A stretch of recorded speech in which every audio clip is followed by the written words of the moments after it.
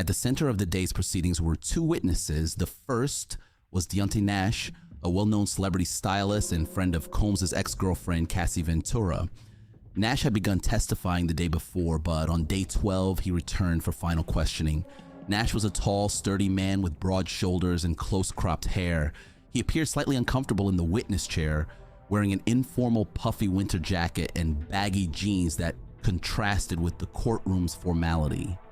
He hunched forward periodically, shivering noticeably in the frigid air Subramanian kept at an almost painful cold. Nash had a few tattoos peeking from under his sleeves and a restless twitch around his eyes. His demeanor was flat but guarded. He often muttered complaints about the temperature or the courtroom lights and made it clear he'd rather not be there. He avoided eye contact with Combs and, when pressed by the judge, admitted under his breath that he was only testifying because of the subpoena. Still, when he addressed the court, he spoke with a plain-spoken, rough-edged candor, occasionally crossing his arms or resting his head on his fist. At times, his broad hands gestured dramatically as he recounted conversations. Other times, he seemed tense and subdued, jaw clenched as he avoided elaboration. The second witness was known only as Mia. Under a court order, her real name could not be used. Mia was a petite woman in her late 20s or early 30s, with dark hair pulled back in a tight ponytail and eyes rimmed by fatigue. She wore a dark business suit, conservative and unadorned, and sat as far from the light as possible, as if trying to make herself small.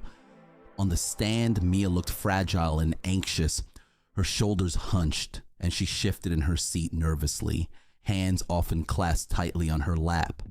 Periodically, she wiped tears from her cheeks or pressed her palm to her mouth to stifle sobs.